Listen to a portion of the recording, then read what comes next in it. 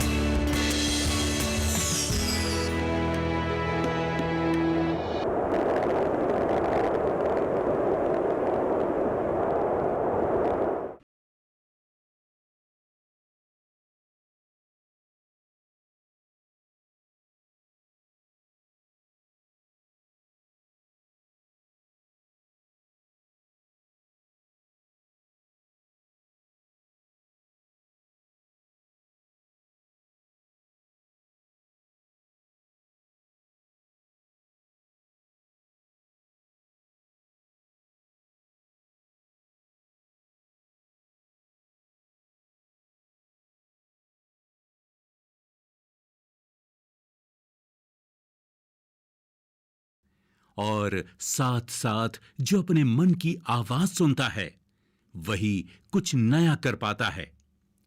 लेकिन मन की सुनते हुए भी अपने दिमाग का पूरा इस्तेमाल करना, हर कदम सोच समझ कर बढ़ाना, यही असली समझदारी है। आज हम मिलने जा रहे हैं ऐसी ही एक महिला से जिन्होंने अपनी परंपरागत सोच की सीमाओं को तोड़ा, जोखिम उठाया और अपने दिल के साथ साथ दिमाग का भी पूरा इस्तेमाल किया। आज उनके पॉली हाउस पूरी दुनिया के किसानों के लिए एक मिसाल बन चुके हैं। वो सिर्फ एक किसान नहीं हैं, वो हैं एक दृष्टि, एक सोच जो परंपरा और तकनीक को जोड़ती है। वो वक्त से पहले सोचती हैं और वक्त के साथ कदम से कदम मिलाकर चलती हैं। मिलते हैं भारत की फार्म लेडी, लखनऊ उत्तर प्रदेश की रहने वाली अनुष्का जायसवाल से। मैं मोहनलालगंज लखनऊ की रहने वाली हूँ। मैंने खेती में करीबन 5 साल पहले अपना कदम पहला रखा था। मैंने अपनी पढ़ाई इकोनॉमिक्स ऑनर्स में की थी एंड ये दिल्ली यूनिवर्सिटी हिंदू कॉलेज से मैंने किया था। अगर मैं सही बताऊँ तो मुझे ये पता ही नहीं था कि मैं एग्रीकल्चर में या खेती में अपना कभी भी करियर बनाऊंगी। ये मेरा ब्रेड एंड बटर, जैसे मेरी रोजी रोटी है ये इस टाइम पे। कुछ फैसले समाज की सोच को हिला देते हैं। अनुष्का ने एक प्रतिष्ठित कॉलेज में शिक्षा प्राप्त की, पर ये एक सोच थी, एक विद्रोह था या शायद एक नई शुरुआत की दस्तक। मैं कॉलेज में प्लेसमेंट करवाती थी कॉर्पोरेट जॉब्स में, तो उसके बावजूद मैंने ये अपना करियर चुना। तो ये थोड़ा सबके लिए एक आश्चर्य की बात तो थी कि वहाँ से पढ़ के हम एकदम से गांव में कैसे आ रहे हैं। मुझे ये पता था हमेशा कि मुझे क्या नहीं करना है, क्या करना था ये नहीं पता था। ये था कि कुछ ना कुछ ग्राउंड पे काम करना है, कुछ ग्रास रूट्स पे काम करना है कहीं पे। अनुष्का जी अपनी माँ के शौक में हाथ बटाते हुए कब अपने जीवन के टर्निंग पॉइंट पर पहुंच गईं, उन्हें पता ही नहीं चला। मैं अपने घर गई थी छुट्टियों के लिए, कुछ टाइम के लिए। तो घर पे मम्मी भी थोड़ा ऐसे घर पे टमाटर लगा दिए, कभी बैंगन लगा दिए, ये सब लगा देती थी। तो वहाँ से इंटरेस्ट मेरा शुरू हुआ। घर पे मम्मी की हेल्प कराते कराते मेरा खुद इतना इंटरेस्ट आ गया कि रियलाइज हुआ कि इसको क्यों नहीं हम कमर्शियल लेवल पे करते हैं। घर पे एक गमले में उगाना और एक कमर्शियल स्केल पे उगाना, जहाँ पे हम पूरा एक अपना बिजनेस मॉडल तैयार करेंगे, वो बहुत डिफरेंट हो जाता है। फिर मैंने एक प्राइवेट इंस्टीट्यूट था हाइड्रोपोनिक्स में अपना ट्रेनिंग शुरू किया। मैंने कहा कि ठीक है, इसमें एनरोल करती हूँ। भारत की फार्म लेडी अनुष्का जायसवाल का ये सफर भावनाओं से नहीं बल्कि एक ठोस सोच और तैयारियों से भरा सफर है। जब उन्होंने खेती करने का निश्चय किया तो उससे पहले उन्हें समझ थी कि जुनून के साथ साथ प्रायोगिक ज्ञान और तैयारी भी कितनी जरूरी होती है। 2 साल मैंने R&D की प्रॉपर कि 2 साल देखा कि ये बिजनेस वायबल भी है कि नहीं है। जैसे लोग बोलते हैं ना कि एक किसान ही हमेशा एक लॉस मेकिंग बिजनेस है, तो वो एक परसेप्शन शायद था जो खत्म करना था कि नहीं, इसको कैसे प्रॉफिटेबल बनाते हैं, क्या प्रॉब्लम्स हैं, क्या फायदे हैं इसमें, दोनों तरफ हमने देखा। सबसे बड़ा चैलेंज तो एक एनवायरनमेंट, एक टेम्परेचर ही था हमारे लिए। कैसे हमारा क्लाइमेट हर साल इम्पैक्ट होता है, कभी बरसात कम होती है, कभी ठंड से 15 दिन की पड़ रही है, कभी गर्मियाँ इतनी बढ़ चुकी हैं। तो ये सबसे बड़ा चैलेंज एक क्रॉप के लिए हो जाता है। इसको सबसे पहले टैकल करने के लिए हमें ये रियलाइज हुआ कि we need technology, and future में हमें टेक्नोलॉजी के बिना हम शायद खेती कर भी ना पाए। Without technology there would be no future in agriculture, specially horticulture में जहाँ हम वेजिटेबल्स उगा रहे हैं, फ्रूट्स उगा रहे हैं। एक टेम्परेचर, वेदर हमारे लिए बहुत बड़ा चैलेंज बन चुका है इस वक्त। खेती सिर्फ सोच या सपनों से नहीं होती, उसके लिए चाहिए होती है जमीन, वो मिट्टी जहाँ बीज बोए जा सके, वो धरती जहाँ सपनों को आकार मिल सके। लोगों के पास कई बार पुश्तैनी लैंड होता है, एंसेस्ट्रल लैंड होता है। मेरे लिए सबसे बड़ा स्ट्रगल तो था कि मेरे पास लैंड ही नहीं था। डैड, मैं अपनी पढ़ाई करके बाहर से अपना ये नोएडा से पढ़ के आ गई थी कि कैसे क्या स्ट्रक्चर लगता है। इनफैक्ट ये तक पता कर लिया था कि कैसे अगर मुझे खुद से भी स्ट्रक्चर लगाना हो तो उतनी नॉलेज मैंने गेन कर ली थी कि मैं अच्छे से अपना खुद का स्ट्रक्चर भी लगा पाऊँ। तो मेरे बड़े पापा A.K. त्रिपाठी जी, उनको मैंने ये आइडिया बताया कि हम ये एक पॉली हाउस लगाना चाहते हैं, हम एग्जॉटिक क्रॉप लेंगे, हम थोड़ा अलग काम करना चाह रहे हैं। तो उन्होंने मुझ पर एक भरोसा दिखाया। उनके पास लैंड थी इधर मोहनलालगंज में, तो उन्होंने मुझे लैंड के साथ लैंड भी दी, एंड उसके बाद उन्होंने मुझ पे इन्वेस्ट भी किया। तो वो एक आंख बंद करके भरोसा करना ना, वो ट्रस्ट करना, मुझे लगता है मेरे लिए बहुत बड़ी अपॉर्चुनिटी थी कि नहीं, अब तो मुझे अपने आप को प्रूव करना है कि मैं इसमें फेल हो ही नहीं सकती। तो वो एक मेरा ड्राइविंग, मैं ये बोलूँगी कि वो चीज़ थी जो मुझे ड्राइव कर रही थी कि नहीं, मुझे मेहनत करनी है, मुझे बेस्ट करना है इसमें, एंड मुझे बेस्ट बनना भी है इसमें।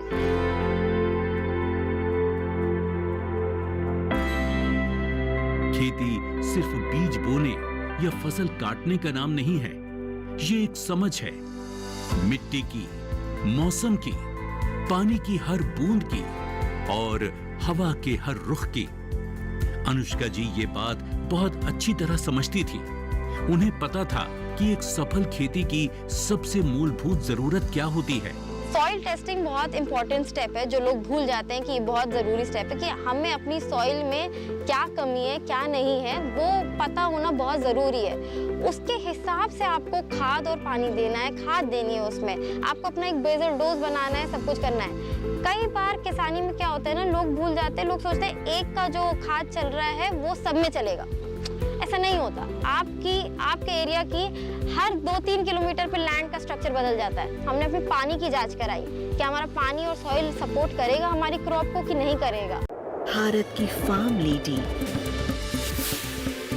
मैं हूँ धरती की शान। मेरे गांव की छत से मैं रोज चांद देखता था। फिर एक दिन देखा कि मेरा भारत ही चांद पर पहुंच गया, तिरंगा लेकर। इस अमृत पीढ़ी ने बचपन से ही भारत को अंतरिक्ष में छलांग लगाते देखा है, तभी तो देश को भरोसा है यही जनरेशन हमें ले जाएगी विकसित भारत तक। किसान साथियों, कम लागत में बेहतर उत्पादन के लिए बुआई या रोपाई से पहले इफ्को नैनो DAP से बीज और पौध का शोधन करें।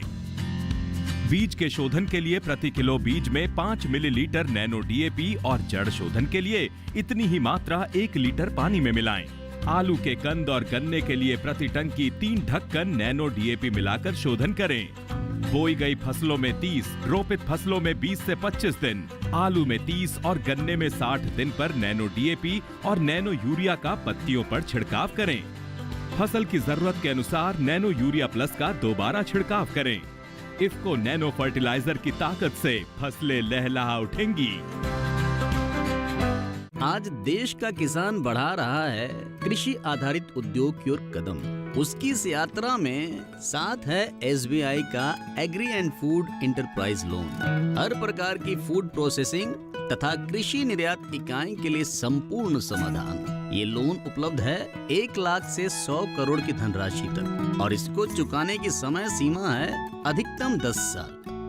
क्रेडिट गारंटी कवर की सीमा तक 0 कोलेटरल सिक्योरिटी। SBI का agri and food enterprise loan बन रहा है किसान की उन्नति का आधार।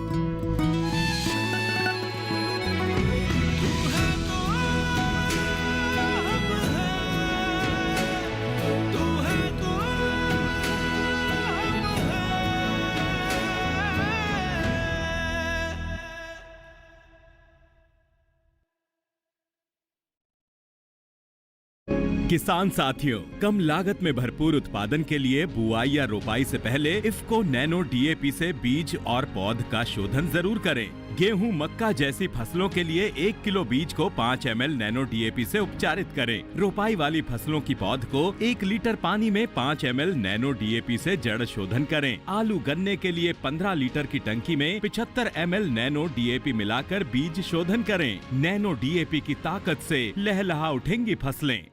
भारत की फार्म लेडी, मैं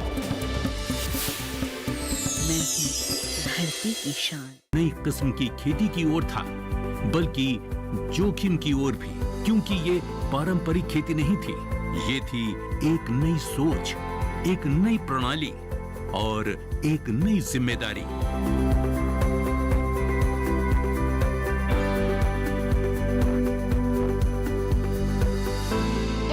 स्ट्रक्चर था, मैंने 1 एकड़ से शुरू किया था, तो ये था कि हाँ आगे तो बढ़ना है एंड आगे ऐसे प्रूव करके दिखाना है कि नहीं अच्छा काम कर रहे हैं हम, कुछ ऐसे उसमें कुछ घाटा नहीं होगा। जनवरी 2021 में मैंने अपनी पहली क्रॉप ली। पहली क्रॉप थी मेरी इंग्लिश क्यूकम्बर की। 1 एकड़ से हमने 52 टन खीरा निकाला था। इस तरफ लखनऊ में कहीं पे भी किसी ने इतना निकाला ही नहीं था 1 एकड़ से। जो एवरेज रहती थी वो 35 से 40 टन की रहती थी।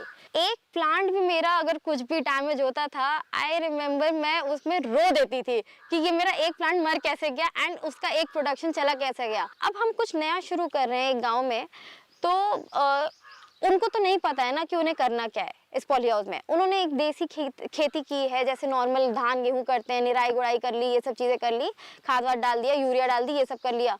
यहाँ पे एक टोटली डिफरेंट चीज़ थी। हमारा सारा ड्रिप इरिगेशन था, है ना, खाद देना नहीं था फ्लड इरिगेशन से, है ना, उस सिस्टम को ऑपरेट करना पूरा, उसको सिखाना, उसके बाद एक एक प्लांट में जो प्रूनिंग होती है, छोटी छोटी कटिंग होती है, उस चीज़ को औरतों को सिखाना, है ना। औरतें आती थी एंड ये सब करती थी। अब मेरी तो ये रिस्पॉन्स, मुझे वो काम पता था तो मैं ही सिखा सकती थी। तो हम लोग का ये रूटीन रहता था कि सुबह आती थी मैं एंड शाम में कभी 7-8 जैसा भी हो रहा है, कभी कुछ दिक्कतें आ रही, कभी कोई मशीन नहीं चल रही, कभी कुछ हो रहा है, कभी कुछ। तो ये छोटी छोटी, मैं भी 22-23 साल की थी उस वक्त। वो पहली क्रॉप मुझे आई थिंक सब कुछ सिखा गई, कैसे प्रॉब्लम्स आएंगी।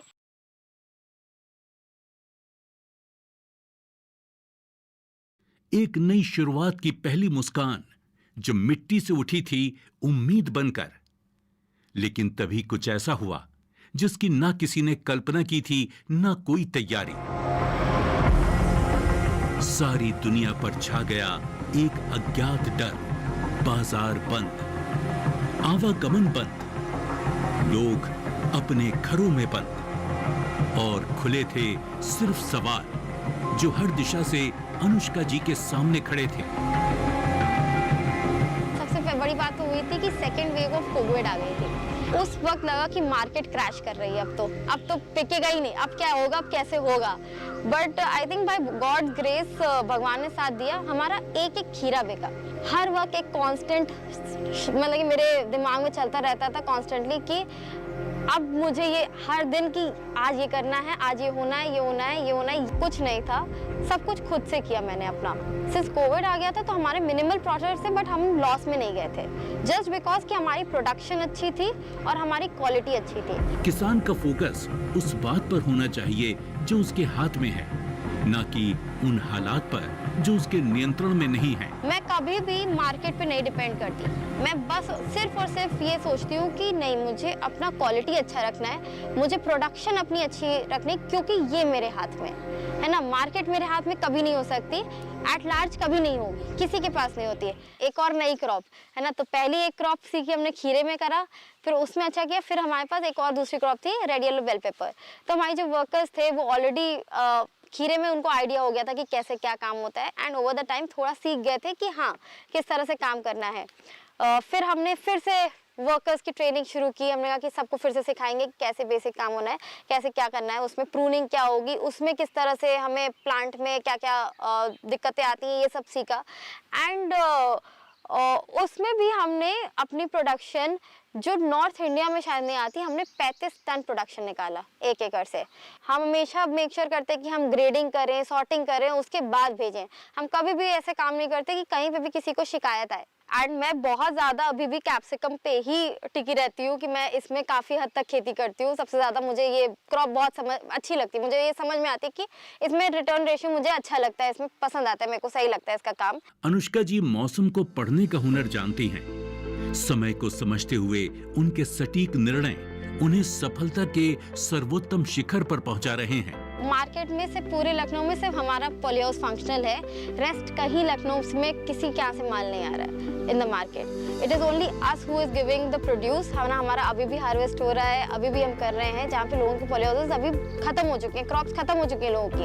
एंड वी नो कि हम अभी 1-1.5 महीने और फंक्शन करेंगे and we will have that edge in the market, है ना, जब हमें एक बेटर रेट मिल रहा होगा इस टाइम पे मार्केट में। जब हमने अपनी पहली फसल लगाई तो हमारा एक ये था कि अगर हम 11,500-12,000 हज़ार जो पौधे लगा रहे हैं, तो हम हमेशा मेक श्योर करते थे कि हम सुबह के टाइम सबसे पहले 2 से 3 घंटा दें एक एक पौधा चेक करने के लिए। कहीं एक पौधे में भी इशू होता था तो हमें उसी दिन कम से कम पता चलता था, हम कभी लेट नहीं होते थे। तो क्या है, एग्रीकल्चर में टाइमिंग सब कुछ है। खुद काम कर लेना और दूसरों से करवाना, इन दोनों में बहुत अंतर होता है। क्योंकि हर कोई मेहनत कर सकता है, पर हर कोई प्रेरणा नहीं बन सकता। आज उन्हीं के मार्गदर्शन में कई महिलाएं उनके पॉली हाउस में सफलतापूर्वक फसलें उगा रही हैं, मानो वो इसी काम के लिए बनी हों। उनकी आंखों में अब डर की जगह सपने हैं और हाथों में है अनुभव से सीखी गई हाइड्रोपोनिक खेती की तकनीक और आत्मनिर्भरता। तो यहाँ पे जब लोकल औरतें आती थी तो वो कभी ये नहीं बोलती थी कि नहीं हम सीख नहीं पाएंगे, वो हमेशा सीखने की कोशिश करती थी हर दिन। एंड इतना अच्छे से सीख गई, पता है कि हाँ औरतों का ये काम है, वो ये इसमें बेस्ट है, तो हम उन्हें ज़्यादा उस चीज़ में और नहीं है कि उनके लिए वो बेस्ट है, वो करेंगी, वो आराम से कर देंगी। वही अगर हमें पता है कि एक आदमी के लिए ये काम सूटेबल है तो हम उसको उसी काम में ज़्यादातर पुश करते हैं कि आप उसमें ही रहो, उस सेक्टर में रहो। हम खाद 2 तरीके से देते हैं, एक स्प्रे से भी देते हैं अपनी, है ना, थ्रू स्टोमेटा, है ना, पत्ते के नीचे से। फिर हम एक रूट्स में देते हैं जो हमारा ड्रिप लाइन से होता है, जो हम ड्रिप लाइन चलाते हैं, हम सुबह सुबह उसमें ड्रिप पे अपनी खाद घोल के, वाटर सॉल्युबल खादें हैं सारी, हम यूरिया और ये सब नहीं यूज़ कर रहे हैं, हम सिर्फ वाटर सॉल्युबल खाद यूज़ करते हैं अभी। जिससे क्या होता है ना, एक प्रिसिशन फार्मिंग होती है ना, हमारी खाद वेस्ट नहीं होती है कि हमने एक जगह ज़्यादा डाल दी, एक जगह कम डाल दी। जैसे ट्रेडिशनल फार्मिंग आप देखेंगे कि हमें 1 दिन लग जाता है 1 एकड़ के पानी लगाने में। उसको जिस स्टेज पे क्या जरूरत है, उसको नाइट्रोजन की जरूरत है इनिशियली तो हम नाइट्रोजन देंगे, पोटैश की जरूरत है तो पोटैश देंगे, फास्फोरस की जरूरत है तो फास्फोरस ज्यादा देंगे। ये बायो पेस्टिसाइड जो बोलते हैं केमिकल फ्री आप कह दो, है ना, कि हम कोई हार्श केमिकल अपने प्रोड्यूस में कुछ भी नहीं यूज कर रहे हैं। नीम का तेल, करंज का तेल, है ना, ये सब चीजें मिक्स करके एक हर्बल आपका एक स्प्रे हो जाएगा, हर्बल स्प्रे कह लीजिए, जिससे इंसेक्ट एंड पेस्ट, है ना, रिपेल हो जाएंगे, मर भी सकते हैं। जो जिस भी बायो पेस्टिसाइड का जो रोल होगा उस हिसाब से हम उसमें काम करते हैं। इससे क्या होता है कि एटलीस्ट हम श्योर हैं कि हम बहुत खराब कुछ नहीं खा रहे हैं। हमें पता है कि हम पेस्टिसाइड नहीं खा रहे हैं, हम कुछ ऐसे अपनी सेहत खराब नहीं कर रहे हैं उसको खा के। हमारा हार्वेस्टिंग, जैसे तुड़ाई करना फल की, उसके बाद उसकी पैकिंग, ग्रेडिंग, है ना, पौधे का काम, ये सारा काम हमारे यहाँ औरतें सक्षम है करने में। इसके बाद जब आदमी आते हैं तो आदमियों का काम होता है कि स्प्रे करना, खाद चला देना उसमें, है ना, उसके बाद ये सब लोडिंग वाला काम, कुछ भी अगर मशीनरी फेलियर होता है या कुछ होता है तो वो सारा चीज़ें चेक करना, सब कुछ, है ना, कि सब कुछ रनिंग है कि नहीं है। तो डिलीवरी करना पैकेजिंग की, प्रोड्यूस की, है ना, तो वो सारा आदमी जाके करते हैं। पीक गर्मी में भी हम क्या कर रहे हैं, हम विंटर्स की फसलें दे रहे हैं, जैसे कि हमारे सैलड्स हो गए, लेटस हो गया, बेसिल हो गया, पार्सले हो गया, केल हो गया, ये सब हमारे हर्ब्स और सैलड्स में आता है एंड ये सारी एक्सोटिक वेजिटेबल्स में एक पार्ट है। भारत की फार्म लेडी, मैं हूँ धरती की शान। किसान साथियों, इफ्को नैनो डीएपी और नैनो यूरिया प्लस का इस्तेमाल आसान और लाभकारी है। फसल की बुआई के 30-35 दिन और रोपाई के 20-25 दिन बाद 4 मिलीलीटर नैनो यूरिया और नैनो डीएपी प्रति लीटर पानी में मिलाकर पत्तियों पर छिड़काव करें। बालियां या फूल आने के ठीक पहले नैनो यूरिया प्लस का छिड़काव अवश्य करें। नैनो डीएपी और नैनो यूरिया प्लस मिलाकर छिड़काव करने से फसल को मिलती है भरपूर ताकत। बिजली का बिल, किराना, स्कूल फीस सब हो गया। बन गया बजट? हाँ, 5,000 बच गए। तो नई साड़ी ले ले ना, पिछले महीने तो ली थी। एक और नहीं, पहले बजट बनाओ, फिर छोटी छोटी बचत को बैंक में सेव करो और पैसों को बढ़ते देखो। बढ़ी गई। जाओ भाई। आरबीआई कहता है, वित्तीय समझदारी समृद्ध नारी। इफ्को नैनो यूरिया प्लस की बात है निराली। गुण है इसके दमदार, शक्तिशाली, किसानों के जीवन में लाए खुशहाली। हो खेतों में हरियाली ही हरियाली। 30% नाइट्रोजन का असर दमदार। इफ्को नैनो यूरिया प्लस दे वही दाम में बेहतर पैदावार। किसान सिर्फ अन्न नहीं उगाते, सपने भी उगाना जानते हैं। इन्हीं सपनों के लिए फसल उगाने का खर्च कवर करता है एसबीआई का किसान समृद्धि ऋण, जो पूरी करे प्रगतिशील किसान की हर आवश्यकता। ये लोन उपलब्ध है 5 लाख से 50 करोड़ की धनराशि तक। इस लोन में मिलती है क्रॉप साइकिल के अनुसार भुगतान की सुविधा।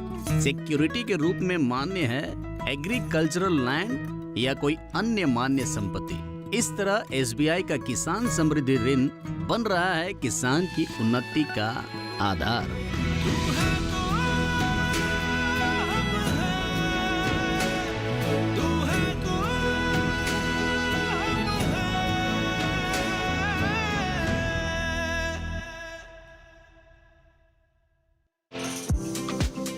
किसान साथियों, खेती का खर्च और मानव श्रम कम करने के लिए ड्रोन से छिड़काव बेहद आसान और लाभकारी विकल्प है।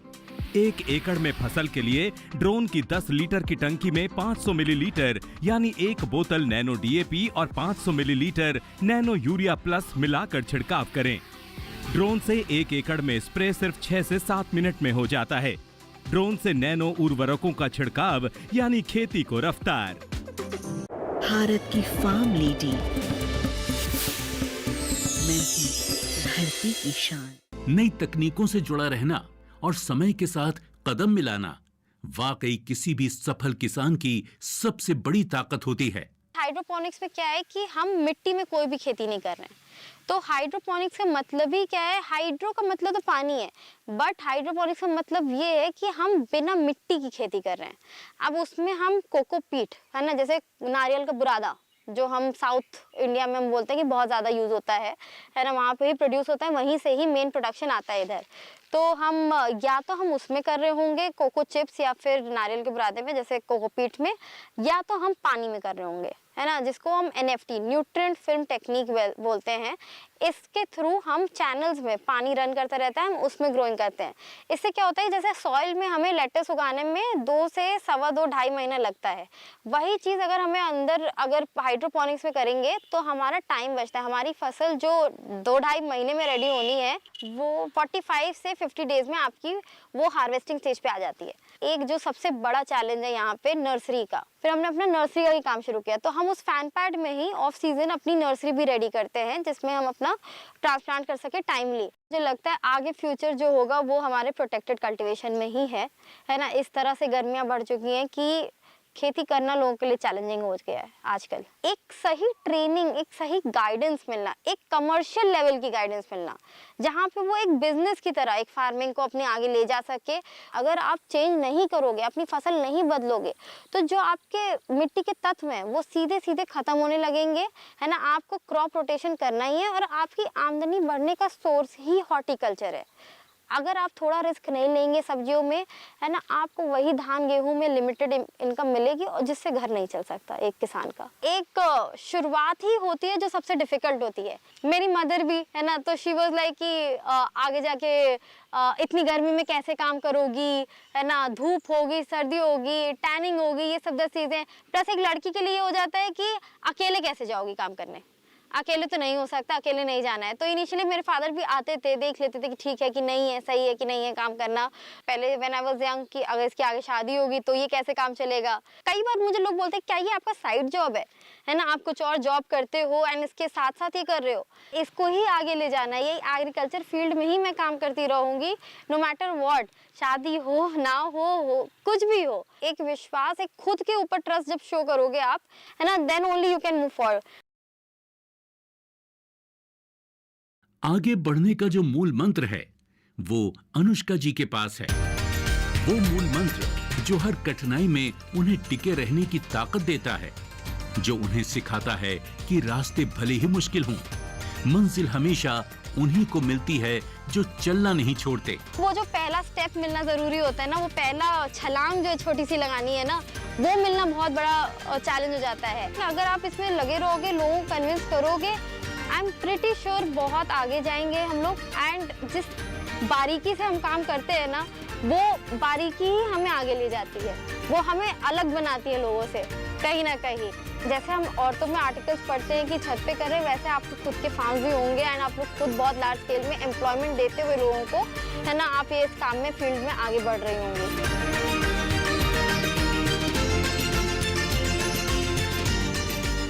अनुष्का जायसवाल दीदी के साथ मैं काम करती हूँ। पॉली हाउस में कटिंग होती है और वो भी करने में अच्छा लगता है। यहाँ बाहर की निराई गोड़ाई रहती है तो यहाँ मिट्टी भी लगती है और वहाँ कोई मिट्टी वाला काम नहीं होता है। कटिंग करते हैं, उसकी पत्ती बाहर फेंकी जाती है, जो गंदगी होती है कभी कभी उसकी भी सफाई होती है। पॉली हाउस में यही काम होता है। सैलरी भी अच्छी है, हमको काम करने में दीदी के साथ अच्छा लगता है और यहाँ का काम भी कुछ अलग है। यहाँ देहात के काम से कुछ अलग काम है, नया काम भी सीखने को मिला। इसको शुरुआत किया था मैंने अनुष्का जायसवाल के भरोसे से। अपने घर पे फार्मिंग करती थी। कई बार मैं जब गया घर पे इसके तो मैंने देखा इसने अपने छत पे इतनी बढ़िया फार्मिंग की थी। पहली फसल हमारी हीरे की थी, रेट बड़े कम मिले, लेकिन फिर भी जो आत्मविश्वास अनुष्का के अंदर था, उसके अंदर कि हम इस बार हमारी फसल नहीं बिकी, लेकिन आगे फिर हम शिमला मिर्च लगाएंगे और हमारी फसल अच्छी तरीके से बिकेगी। और ऊपर वाले पे इसने भरोसा करके और मेहनत करके इसने जिस तरीके से काम किया, वो साल और आज का समय अच्छी खेती हो रही है। और शिमला मिर्च की जो क्वालिटी फसल होनी चाहिए इस एरिया में, वो हमारे इस फॉर्म से पैदा हो रहा है। मैंने ये देखा इसके अंदर लीडरशिप क्वालिटी भी थी पहले से। इसने इस गांव में हरीखेड़ा में आकर के यहाँ की जितनी महिलाएं थीं, जिनके पास दिन में करने का कोई काम नहीं था, उन सबको इसने एक काम दे दिया। इसने यहाँ नारी शक्ति बना लिया है कि हमारे फार्म हाउस में 95% महिलाएं काम करती हैं, जो अनुष्का के देखरेख में सारा अच्छी तरीके से। Now they have become so trend कि आप उनसे जब चाहे जैसे चाहे उनको केवल बता दें तो वो करने में सक्षम है।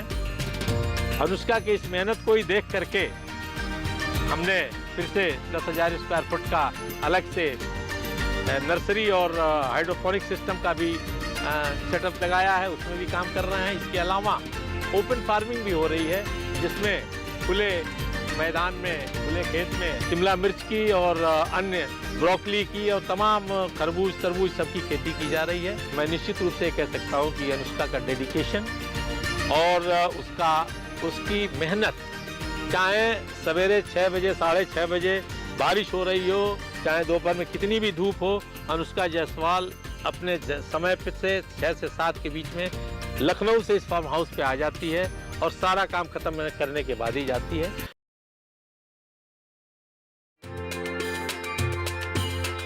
भारत की फार्म लेडी अनुष्का जायसवाल का ये सफर हमें सिखाता है कि बदलाव अगर सोच में हो तो जमीन पर भी नई कहानी लिखी जा सकती है। अगर आप जीवन में सफलता की ऊंचाइयों तक पहुंचना चाहते हैं तो सिर्फ मेहनत काफी नहीं होती, जरूरी है नई नई तकनीकों से सीखने की ललक, आगे बढ़ने का जुनून और थोड़ा जोखिम उठाने का साहस। क्योंकि जो सिर्फ सुरक्षित जोन में जीते हैं वो कभी ऊंचा उड़ना नहीं सीख पाते।